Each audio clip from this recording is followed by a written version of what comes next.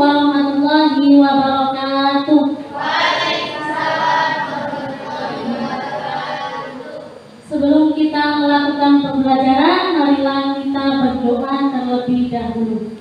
Berdoa akan dipimpin oleh ketua kelasnya.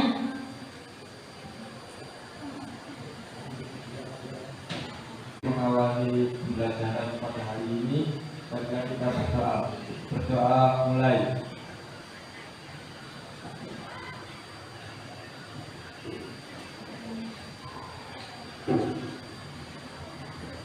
Semoga pembelajaran hari ini berjalan dengan lancar. Saya dulu, semuanya masuk tak? Semuanya? Ada yang tidak masuk? Ada yang sakit?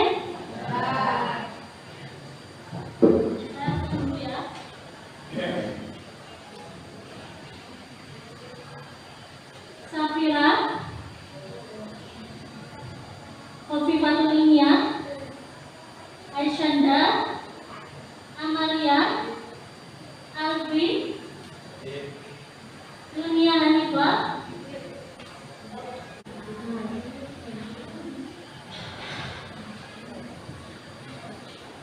masuk semua ya, lihat semua ya.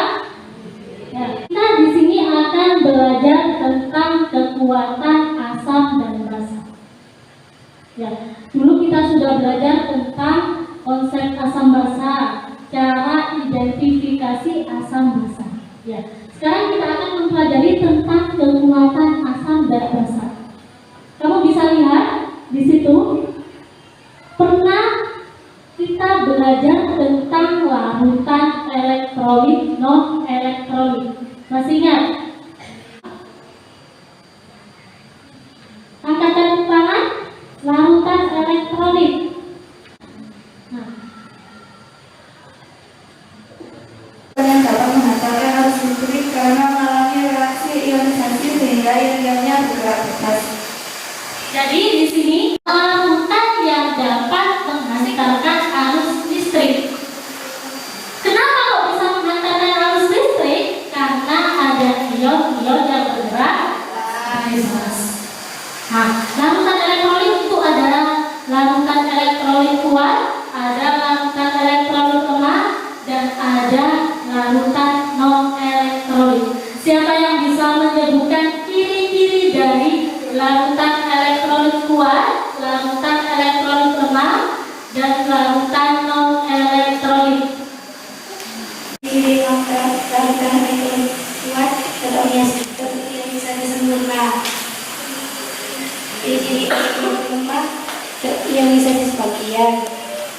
Ciri larutan non elektrolit tidak terionisasi. Jadi larutan elektrolit lemah dan ada larutan non elektrolit. Kalau larutan elektrolit kuat, tadi temannya bilang bahwa dia itu terionisasi sempurna. Derajat ionisasinya berapa? 1. Kalau larutan elektrolit lemah, kurang dari 1. Itu di gambarnya. Nah, di situ yang non elektrolit, lihat molekulnya itu ada ionnya apa tidak? Tidak ada. Yang kedua, ada ionnya apa tidak? Ada. Ya. Karena apa? Karena yang kedua itu termasuk larutan elektrolit kuat. Jadinya ionnya semuanya dia mengalami ionisasi. Jadinya derajat ionisasinya semakin besar. Nanti itu ada kaitannya dengan kekuatan asam dan basa. Nah, tujuan pembelajaran hari ini yang pertama, setelah demonstrasi, ya, kita dapat menganalisis kekuatan asam dan basa. Yang kedua, kita bisa menghubungkan kekuatan asam dengan derajat ionisasi dan ketetapan basanya. Yang ketiga, setelah kita melakukan diskusi, kita akan bisa menghubungkan apa? Bisa menghubungkan tetapan basa dengan derajat ionisasi. Ya. Terus apa lagi tujuannya? Kita bisa membedakan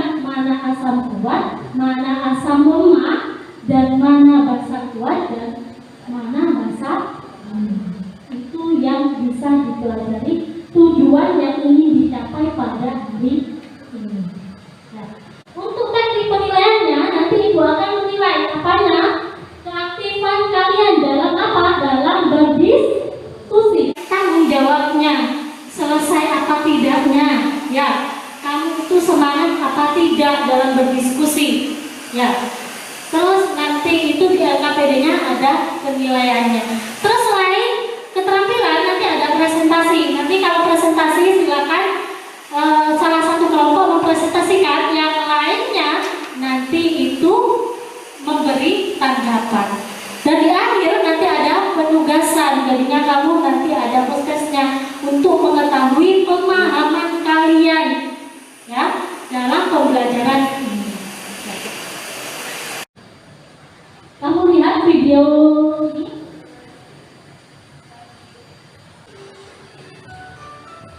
Amati.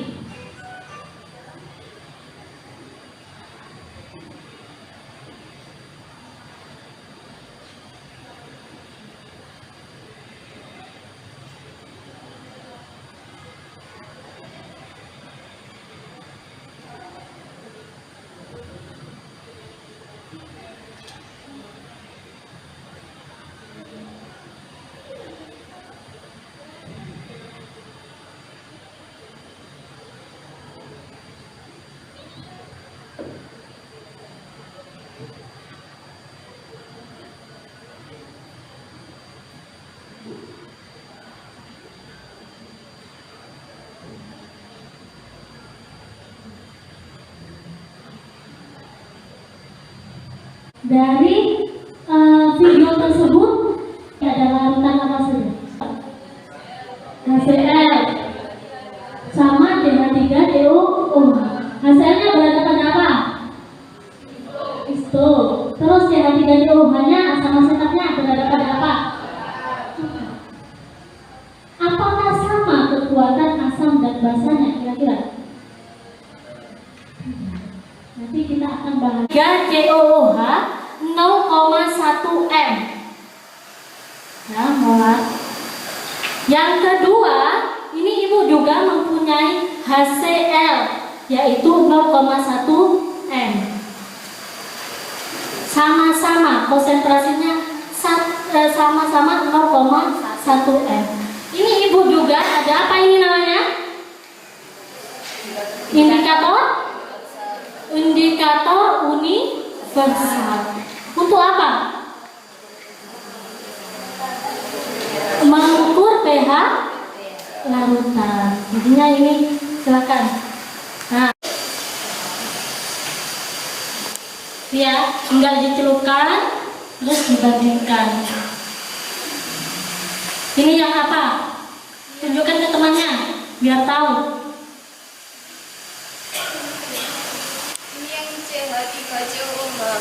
pH-nya sama dengan 3.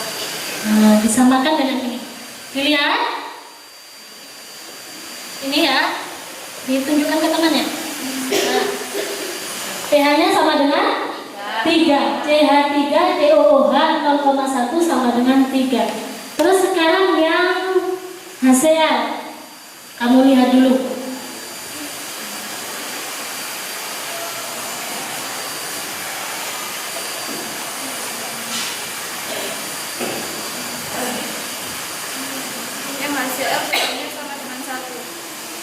Yang HCl pH-nya sama dengan 1. Kamu bisa dilihat ini ya. HCl-nya sama dengan 1.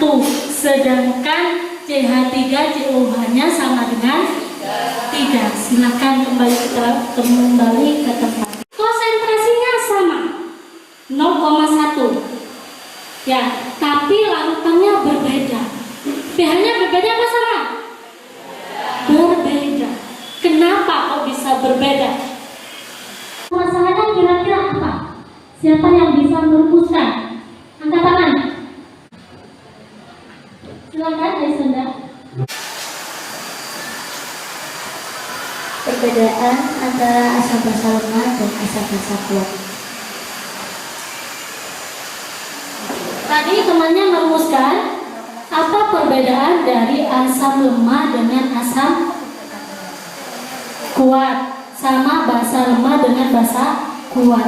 Selain itu kita akan belajar tentang apa hubungannya, ya, kekuatan asam basa dengan derajat ionisasi dan ketetapan basa maupun asam. Rumusan masalah lain.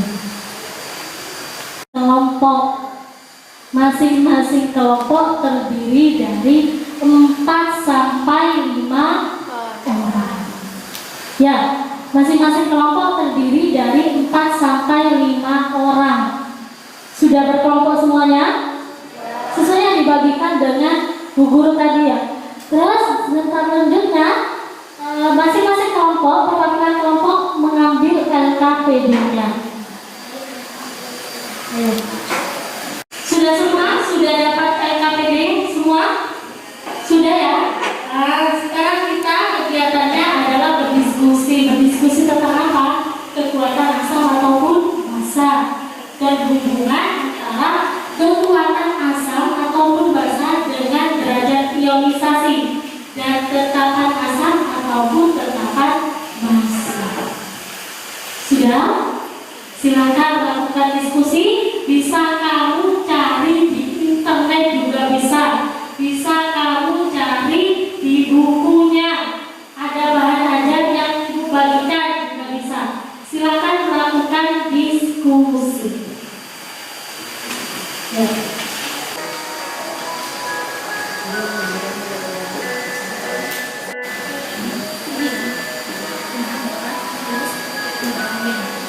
Iya, ini tentang reaksi ini.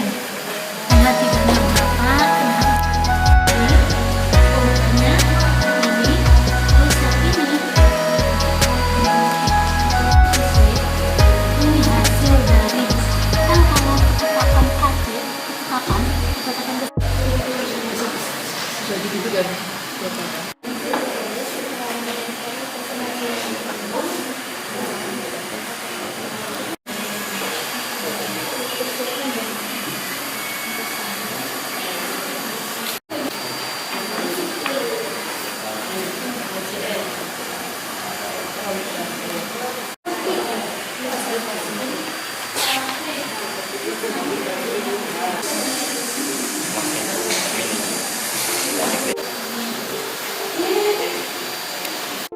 berarti derajat ionisasinya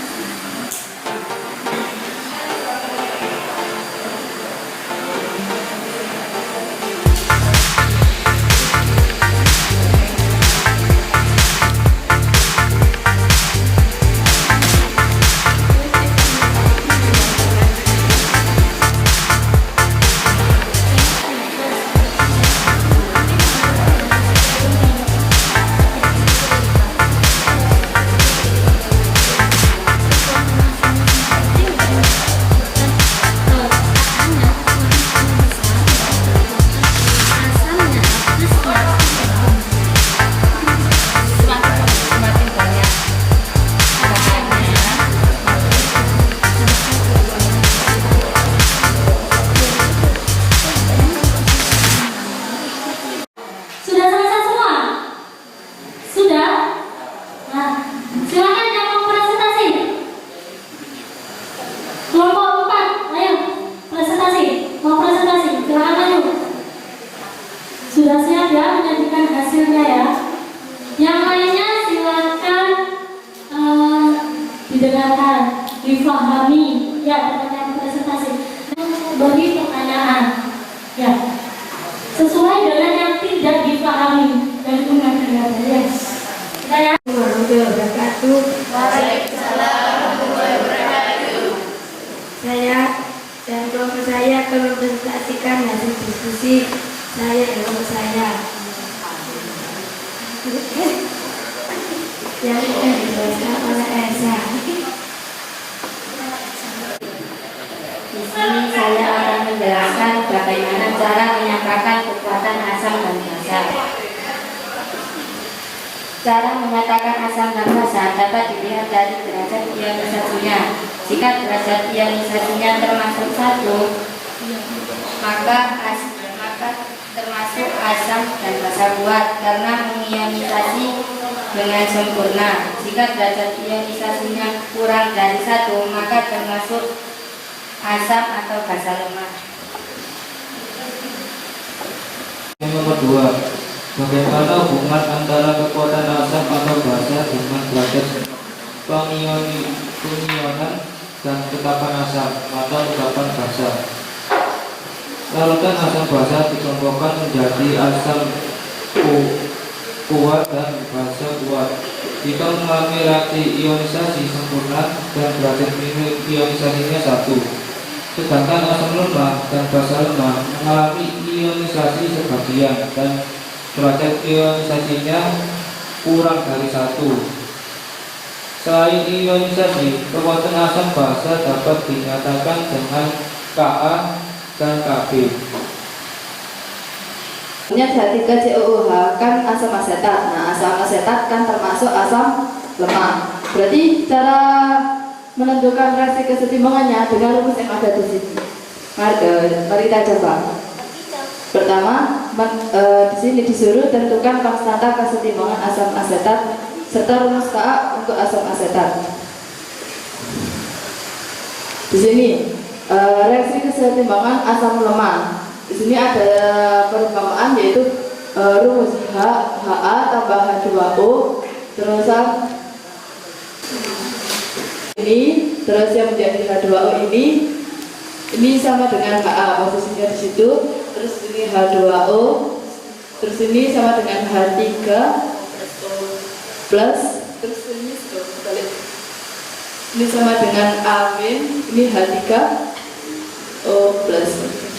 Terus ya, sudah. Nah, pertama kita harus menentukan tetapan kesetimbangan. Rumusnya dengan apa? Yaitu Kc sama dengan konsentrasi H3O plus terus dikali konsentrasi amin per konsentrasi H2O dikali konsentrasi Ha.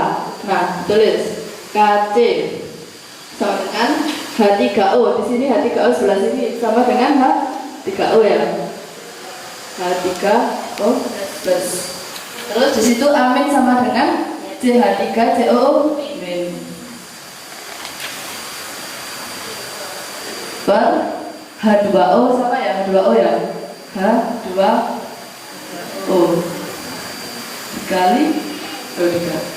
dikali konsentrasi Ha. Di sini Ha yang ini, berarti CH3CO.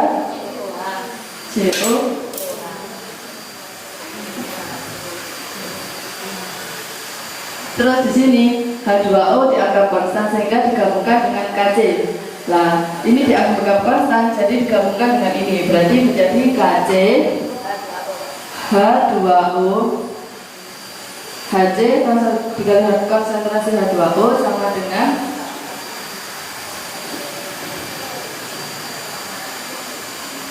H3O plus ditambah ditambah dikali konsentrasi CH3COO min per Ha nya di situ CH3COO. Nah, di sini diperoleh tetapan kesetimbangan yaitu tetapan kesetimbangan H3 konsentrasi H3O plus dikali konsentrasi CH3COO min per CH3C per konsentrasi CH3COO. Nah, dari rumus kesetimbangan ini diturunkan rumus Ka. Nah, rumus Ka nya gimana? Itu gini, penulisan H3O plus dapat disingkat dengan Ka. Contohnya, terusan ini persamaannya Ha setimbangan H plus plus A min. Berarti menjadi ini terus dimasukkan rumus yang kayak gini, maka menjadi gini. Di sini Ha-nya CH3COOH, terusan ini tanda panah balik-balik kesetimbangan di situ H3O ditambah amin. Amin di situ posisinya sama seperti CH3COO min per Ha di situ CH3COH. Jadi didapatkan hasil tetapan konstanta kesetimbangannya ini dan tetapan kesetimbangan asamnya ini. Konsentrasi H plus kuadrat, maka konsentrasi H plus, nah kuadratnya itu dipindah ke sini. Tapi kalau dipindah berarti jadi akar. Berarti akar Ka, CH3, COOH. Nah, ini hasilnya.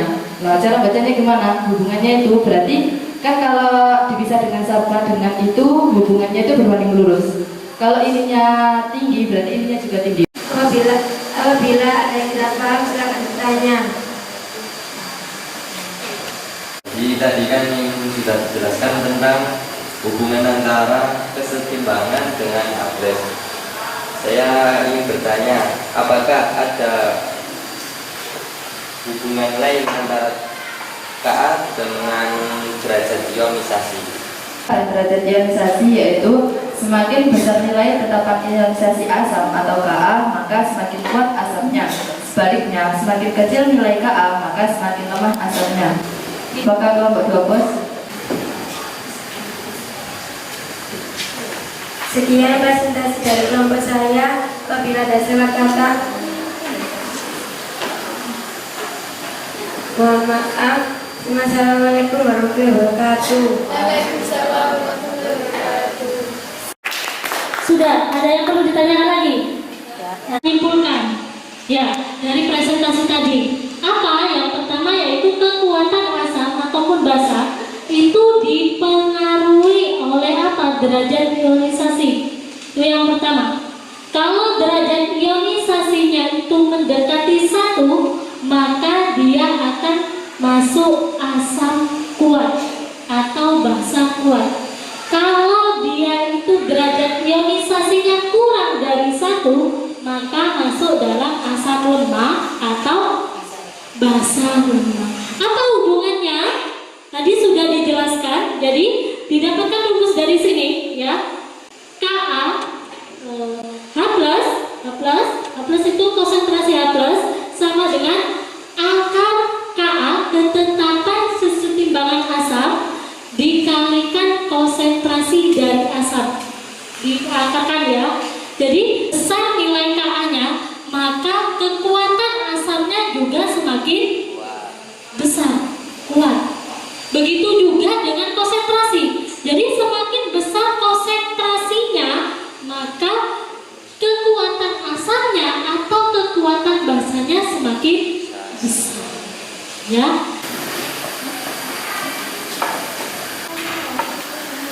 Sudah ya? Belum? Baik, silakan dikerjakan.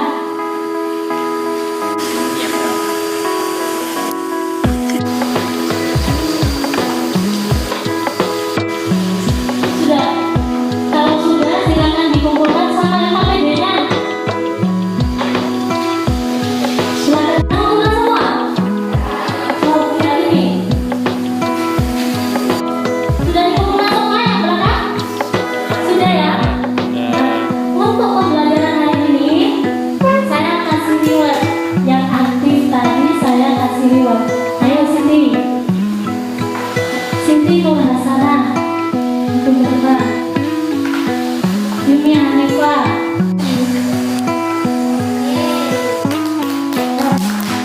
Tepuk tangan untuk teman yang aktif. Nah, yang lainnya lain kali harus lebih aktif lagi ya. Sudah ya? Nah, silakan kembali ke tempatnya. Senang sekali. Senang? Kenapa kok senang? Karena bisa.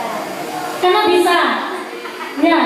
Kalau tidak bisa berarti tidak senang. Iya. Kalian sudah melakukan literasi? Sudah. Literasi itu apa sih? Membaca, memahami. Kamu bisa literasi digital. Digital itu dari mana? Dari internet, dari laptopnya itu ya. Bisa dari bukunya itu juga bisa. Bisa literasi sains, menghubungkan dengan kehidupan sehari-hari yang tadi itu. Tetes mata itu ya. Itu adalah literasi. Senang ya? Sudah ya? Nah, untuk pembelajaran hari ini, marilah kita akhiri dengan berdoa. Sebelum kita berdoa, untuk pertemuan selanjutnya, kita akan belajar tentang cara menghitung pH. Nanti Ibu kirim link YouTube yang bisa kamu pelajari ya di grupnya. Di grup apa? Di grup kelas. Ya.